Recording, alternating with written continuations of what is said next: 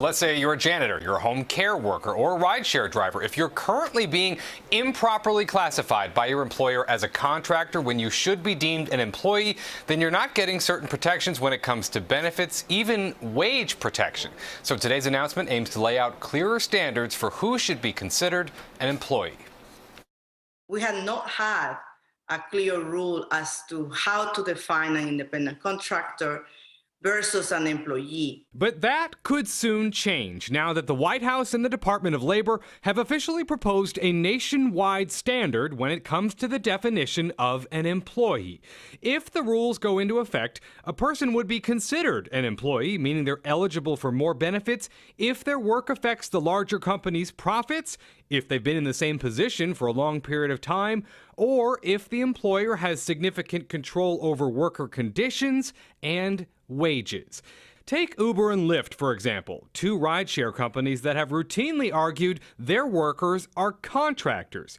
Patricia Campos Medina, who heads the Worker Institute at Cornell University School of Industrial Labor Relations, says she expects the tech giants to push back, especially in the wake of their investors' response to Tuesday's news.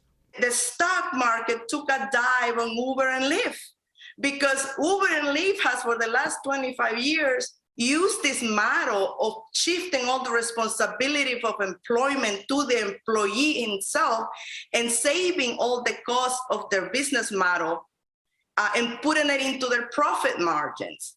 When someone is deemed an employee, they're entitled to certain benefits like on-the-job health and safety protections, access to unemployment insurance, and access to workers' compensation. It also adds protections when it comes to wages. So once, there's 40 hours, you start to pay time and a half under the Fair Labor Standards Act. If you're an independent contractor, again, by the piece, by the week, by the day, by the whatever it is that you've agreed to, that's all. There's no regulation over that.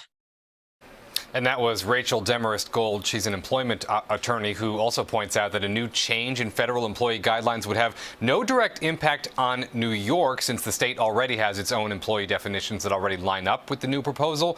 We should also point out right now this is just a proposal. It will now head into a 45-day comment period. Steve, back to you. All right, thanks, Chris. Well, the date's officially